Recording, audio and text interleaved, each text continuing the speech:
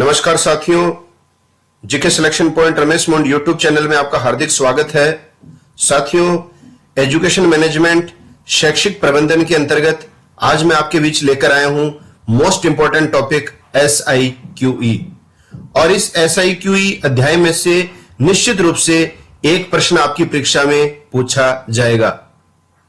अगर वीडियो अच्छी लगे तो वीडियो को लाइक जरूर करना, अधिक से अधिक साथियों में वीडियो को शेयर करना, और अभी तक चैनल पर नए हैं तो चैनल को सब्सक्राइब कर लें, बेल आइकन को दबा लें ताकि मेरे द्वारा प्रदर्शित प्रत्येक वीडियो के नोटिफिकेशन सबसे पहले आपको प्राप्त हो सकें। तो शुरू करते हैं आज की वीडियो SIQE। सबसे पहले तो देखिए साथियों, SIQE की फुल फॉर्म जो है वो वेरी इंपॉर्टेंट है। इससे पहले परीक्षा में इसकी फुल फॉर्म पूछी भी जा चुकी है, तो इसकी फुल फॉर्म देख लीजिए आप।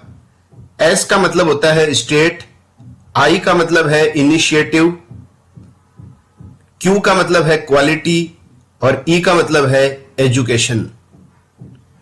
तो फुल फॉर्म होता है state initiative for quality education.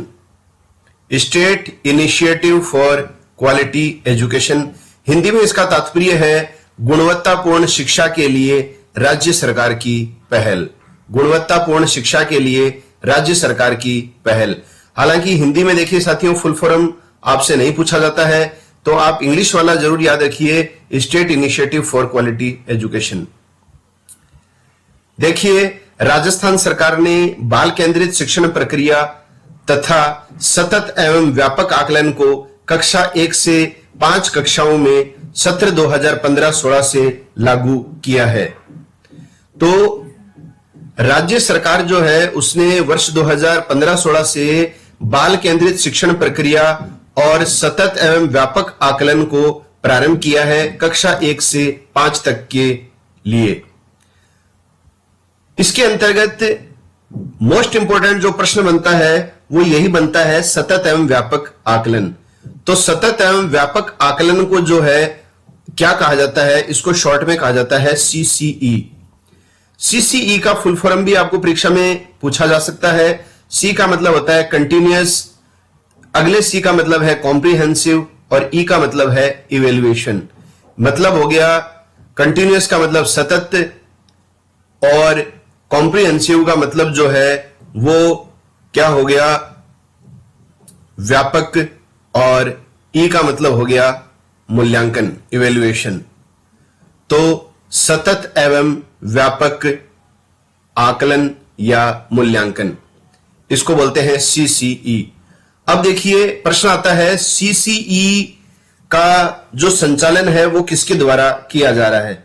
तो इसका संचालन निदेशालय प्रारंभिक शिक्षा बीकानेर तथा निदेशालय माध्यमिक शिक्षा बीकानेर के द्वारा किया जा रहा है। यह आपको ध्यान में रखना है, CCE का संचालन किसके द्वारा किया जा रहा है। अब देखिए, सतत मूल्यांकन जो है वो 3 प्रकार का होता है। सबसे पहले है निदानात्मक मूल्यांकन। CCE जो है, सतत मूल्यांकन जो है वो 3 प्रकार का होता है। आपको 3 प्रकार ध्यान में रखने हैं, निदानात्मक मूल्यांकन, संकलनात्मक मूल्यांकन और तीसरा है रचनात्मक मूल्यांकन। यह आपसे पूछा जा सकता है CCE का निम्नलिखित में से कौन सा प्रकार नहीं है। तो निदानात्मक, संकलनात्मक और रचनात्मक, ये हैं सतत मूल्यांकन के 3 प्रकार। अब देखिए, तीसरी जो बात आती है, इसमें मेन इंपॉर्टेंट बात है वो ये है कि SIQ के अंतर्गत कितने प्रकार के कार्यक्रम चलाए जा रहे हैं। तो SIQ के अंतर्गत जो है वो 3 प्रकार के कार्यक्रम चलाए जा रहे हैं। सबसे पहला है CCP। फुल फॉर्म आप ध्यान में रखिए, चाइल्ड सेंटर्ड पेडागोजी। इसका हिंदी में मतलब है बाल केंद्रित शिक्षा शास्त्र। तो CCP का मतलब क्या है, फुल फॉर्म क्या हो गया, चाइल्ड सेंटर्ड पेडागोजी। दूसरा है ABL। ABL का मतलब होता है एक्टिविटी बेस्ड लर्निंग, हिंदी में कहेंगे अपन गतिविधि आधारित शिक्षण। और तीसरा जो कार्यक्रम चलाया जा रहा है जिसकी अपन ने बात की है अभी, CCE, इसका मतलब है कंटिन्यूअस एंड कॉम्प्रिहेंसिव इवेल्युएशन, सतत एवं व्यापक मूल्यांकन। तो SIQ के अंतर्गत 3 प्रकार के कार्यक्रम चलाए जा रहे हैं, CCP, ABL और CCE। अब देखिए SIQ के बारे में अपन और जानकारी लेंगे। राज्य में संचालित समन्वित राजकीय उच्च माध्यमिक और माध्यमिक विद्यालय। राजकीय उच्च माध्यमिक मतलब 1 से 12 और माध्यमिक विद्यालय मतलब 1 से 10। इन स्कूलों में कक्षा 1 से 5 तक में विद्यार्थियों के शैक्षिक स्तर उन्नयन के उद्देश्य से राज्य में गुणात्मक शिक्षा पहल कार्यक्रम शुरू किया गया है। तो कक्षा 1 से 12 उच्च माध्यमिक स्कूल हो सकती है, कक्षा 1 से 10 माध्यमिक विद्यालय हो सकता है, और इन विद्यालयों में जो है वो कक्षा 1 से 5 तक के विद्यार्थियों के शैक्षिक स्तर को उन्नयन करने के उद्देश्य से ये गुणात्मक शिक्षा पहल कार्यक्रम शुरू किया गया है। SIQ के संचालन हेतु मुख्यतः 4 समितियों का गठन किया जाता है।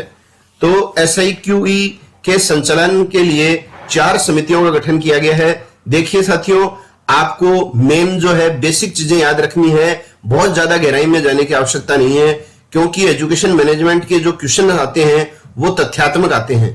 तो 4 समितियों को आप जो है कौन कौन सी गठित की गई है उनका नाम आपको ध्यान में रखना है। थोड़ी बहुत अपन और भी जानकारी देंगे इसके बारे में। तो 4 जो समितियां हैं वो कौन कौन सी हैं? सबसे पहली है प्रोग्राम स्टीयरिंग कमेटी। सबसे पहली जो समिति है वो है प्रोग्राम स्टीयरिंग कमेटी, मतलब कार्यक्रम निर्धारण समिति। क्या कार्यक्रम बनाना है इसका निर्धारण जो है वो प्रोग्राम स्टीयरिंग कमेटी के द्वारा किया जाता है। इसका हिंदी में नाम भी यही है, प्रोग्राम स्टीयरिंग कमेटी। दूसरी जो समिति है उसका नाम है स्टेट वर्किंग ग्रुप, राज्य कार्यकारी समूह। परियोजना की गतिविधियों का क्रियान्वयन करना। तो परियोजना की गतिविधि जो है उसका क्रियान्वयन जो करना है वो किसका कार्य है? वो कार्य है स्टेट वर्किंग ग्रुप, राज्य कार्यकारी समूह का। तीसरी समिति है राज्य शैक्षिक समूह। राज्य शैक्षिक समूह उसको बोला जाता है स्टेट एकेडमिक ग्रुप। तो राज्य स्तर पर जो है परियोजना की गतिविधियों का जो संपूर्ण क्रियान्वयन इंप्लीमेंटेशन जो होता है वो किया जाता है राज्य शैक्षिक समूह के द्वारा। अगला है जिला core group, district core group. जिला स्तर पर कार्यक्रम की मॉनिटरिंग जो की जाती है, या कहें कि जिला स्तर पर कार्यक्रम का जो पर्यवेक्षण करना है वो जिला कोर ग्रुप समिति का कार्य है, और इसकी बैठक जो है वो प्रत्येक माह में होनी अनिवार्य है, ये आपको ध्यान में रखना है। और परियोजना के शैक्षिक व तकनीकी पक्ष से संबंधित निर्णय लेना भी जिला कोर ग्रुप समिति का कार्य है। तो ये आपको ध्यान में रखना है। विशेष रूप से ये जो 4 समितियां हैं इनका नाम आप जरूर ध्यान में रखें। अब देखिए यहां से इंपॉर्टेंट क्वेश्चंस जो है आपके परीक्षा में पूछे जाते हैं। SIQE परियोजना का क्रियान्वयन। सबसे पहला तो देखिए राज्य में SIQE का संचालन जो है वो माध्यमिक शिक्षा निदेशालय बीकानेर द्वारा किया जाता है। तो ये अपन पढ़ चुके हैं पहले। SIQE का संचालन जो है वो किया जाता है माध्यमिक शिक्षा निदेशालय बीकानेर के द्वारा। दूसरी बात आती है, पहला तो जैसे संचालन हो गया, दूसरा प्रश्न आता है कि शैक्षिक प्रशिक्षण और कार्यक्रम की रूपरेखा तैयार करने का कार्य कौन करता है? तो SIQE के अंतर्गत शैक्षिक प्रशिक्षण और कार्यक्रमों की रूपरेखा तैयार करने का जो कार्य है वो किया जाता है राजस्थान माध्यमिक शिक्षा परिषद जयपुर के माध्यम से। तो राजस्थान माध्यमिक शिक्षा परिषद जयपुर के द्वारा शैक्षिक प्रशिक्षण और कार्यक्रमों की रूपरेखा तैयार की जाती है। अगला जो प्रश्न है वो बनता है कि SIQE के समस्त अकादमिक कार्य किसके द्वारा किए जाते हैं? तो SIQE के समस्त अकादमिक जो कार्य हैं वो SIERT सायरट उदयपुर के द्वारा किए जाते हैं। तो सायरट जो है ये संस्था, ये आपको ध्यान में रखना है, इसका मुख्यालय जो है सायरट का वो है उदयपुर में। तो ये भी इंपॉर्टेंट प्रश्न है यहां पर। इसके अलावा SIQE परियोजना का जो संचालन है वो यूनिसेफ तथा बौद्ध शिक्षा समिति के तकनीकी समर्थन से किया जाता है। तो SIQE परियोजना का संचालन जो है वो यूनिसेफ तथा बौद्ध शिक्षा समिति के तकनीकी समर्थन से किया जाता है। तो यूनिसेफ का जो फुल फॉर्म है वो आप जानते होंगे, United nation international child emergency fund, ये इसका फुल फॉर्म है, संयुक्त राष्ट्र अंतरराष्ट्रीय बाल आपातकालीन कोष। अब देखिए SIQE के अंतर्गत शिक्षकों हेतु कौन कौन से निर्देश हैं, कौन कौन से निर्देशों का पालन करना पड़ता है शिक्षकों को, टीचर्स को। तो देख लीजिए, कक्षा 1 से 5 तक के पाठ्यक्रम को 4 टर्मों में बांटा गया है। यहां से देखिए प्रश्न एकदम पूछा जा सकता है, जो सेवा में कार्यरत अध्यापक हैं वो तो इन सभी चीजों से प्रैक्टिकली परिचित हैं, लेकिन जो फ्रेश विद्यार्थी जो तैयारी कर रहे हैं उनको थोड़ा सा इस चीज को अच्छी तरह से कंसंट्रेट करके समझना होगा, तभी आपके समझ में आएगी सारी की सारी बातें। तो कक्षा 1 से 5 तक के पाठ्यक्रमों को कितने टर्मों में बांटा गया है? 4 टर्मों में बांटा गया है।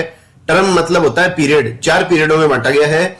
और शिक्षण सत्र को 2 माह 15 दिन के 4 टर्मों में बांटा गया है। पूरा जो शिक्षण सत्र है उसको 2 माह और 15 दिन के कितने टर्मों में बांटा गया है? 4 टर्मों में बांटा गया है। पहला टर्म जो है वो अभी फिलहाल चल रहा है जुलाई से 15 सितंबर, दूसरा टर्म है 16 सितंबर से 30 नवंबर, तीसरा टर्म है 1 दिसंबर से 15 फरवरी और चौथा टर्म जो है वो है 16 फरवरी से 30 अप्रैल। ये चारों जो है वो टर्म है पूरे शैक्षणिक सत्र के 4 टर्म। अब इसमें ध्यान देने वाली बात यह है कि प्रत्येक टर्म में 2 बार रचनात्मक आकलन करना प्रस्तावित है। 2 बार जो है वो रचनात्मक आकलन जो है वो करना प्रस्तावित है प्रत्येक टर्म में, और टर्म में कमजोरी पर उपचारात्मक शिक्षण करवाना भी प्रस्तावित है। अब देखिए शिक्षक और क्या कार्य करेंगे SIQE के तहत। शिक्षक अवलोकन अभिलेख तैयार करेंगे, चेकलिस्ट तैयार करेंगे, पोर्टफोलियो फाइल संधारण करेंगे, बच्चों को होमवर्क देंगे, कार्य पत्रक तैयार करेंगे। इनके माध्यम से शिक्षण व अधिगम का आकलन करेंगे। तो अवलोकन अभिलेख, चेकलिस्ट, पोर्टफोलियो, होमवर्क, कार्य पत्रक के माध्यम से शिक्षण व अधिगम का आकलन शिक्षक करेंगे, और इसी आकलन के आधार पर शिक्षक बच्चों के समूहों, उप समूहों के शिक्षण हेतु पाक्षिक योजना बनाएंगे। तो इस आकलन के आधार पर ही जो है वो शिक्षक क्या करेंगे, विद्यार्थियों के अलग अलग समूह बनाएंगे और उन समूहों को अलग अलग ढंग से जो है वो अध्ययन करवाया जाएगा पाक्षिक योजना बनाकर। अब देखिए साथियों, बच्चों की प्रगति को दर्ज करने के लिए ग्रेड दिया जाना तय किया गया है। तो बच्चों की प्रोग्रेस को दर्ज करने के लिए जो है वो ग्रेड दिया जाना तय किया गया है इसके तहत। और इसका आधार क्या है? ग्रेड ए किस विद्यार्थी को दिया जाएगा? जो स्वतंत्र रूप से कर लेता है या जो आगामी स्तर तक का माना गया है। स्वतंत्र रूप से जो कार्य करने में सक्षम है उसको ए ग्रेड दिया जाएगा। मतलब जो इंग्लिश, हिंदी और गणित, यही 3 विषय इसके अंतर्गत आते हैं CCE के अंतर्गत, और इन विषयों को सही ढंग से बच्चा जो है वो समझ रहा है, लिख रहा है और अभिव्यक्त कर रहा है, तो उसको ग्रेड ए दिया जाएगा। आगामी स्तर तक का विद्यार्थी उसको माना जाएगा। जैसे तीसरी क्लास का विद्यार्थी है और वो सारी विशेषताएं ये रखता है, तो उसको चौथी क्लास के स्तर का माना जाएगा। ग्रेड बी जो है वो किसको दी जाएगी? शिक्षक की मदद से जो कार्य संपन्न कर रहा है। जो बालक शिक्षक की मदद से जो है वो तथ्यों को सॉल्व कर रहा है उसको बी ग्रेड दी जाएगी। इसको मध्यम स्तर का माना जाएगा। और ग्रेड सी जो है वो विशेष मदद की आवश्यकता वाले बच्चों को दिया जाएगा, जिनको विशेष मदद की आवश्यकता है और उनको आरंभिक स्तर का बालक ही माना जाएगा। तो स्वतंत्र रूप से जो कार्य कर लेता है उसको ग्रेड ए, शिक्षक की मदद से करता है उसको ग्रेड बी, और विशेष मदद की आवश्यकता है उसको ग्रेड सी। और शिक्षक प्रधानाचार्य के निर्देशानुसार विषयवार कार्यशालाओं में भी भागीदारी देगा। मतलब जो भी वर्कशॉप लगेंगी इस SIQE की, तो उन SIQE की वर्कशॉप जो लगती हैं, कार्यशाला लगती हैं, उसमें जो है वो प्रधानाचार्य शिक्षकों को भेजने हेतु निर्देश भी जारी समय समय पर करेंगे। अब है बात आधार रेखा आकलन, वो भी इसी का भाग है। आधार रेखा आकलन भी जिसको कहा जाता है बेस लाइन असेसमेंट। देखिए, इसमें दो बिंदु आपको ध्यान में रखने हैं। क्या विशेष ऑब्जेक्टिव उद्देश्य है इस आधार रेखा आकलन बेसलाइन असेसमेंट का? तो पहला जो पॉइंट है वो है कि कक्षा के सभी बच्चों के विषयवार वास्तविक कक्षा स्तर की पहचान करना। बेसलाइन असेसमेंट जो हम शुरू में लेते हैं तो उसका मेन जो औचित्य है वो यही है कि कक्षा का हर बच्चा जो है उसकी वास्तविक क्षमता और उसके वास्तविक स्तर को हम पहचान सकें, इसलिए हम ये बेसलाइन असेसमेंट जो है वो टेस्ट लेते हैं। अलग अलग विषयों के हिसाब से हम उसका वास्तविक स्तर तय कर लेते हैं। और दूसरा है बच्चों के लिए आवश्यकता अनुसार शिक्षण अधिगम योजना तैयार करना।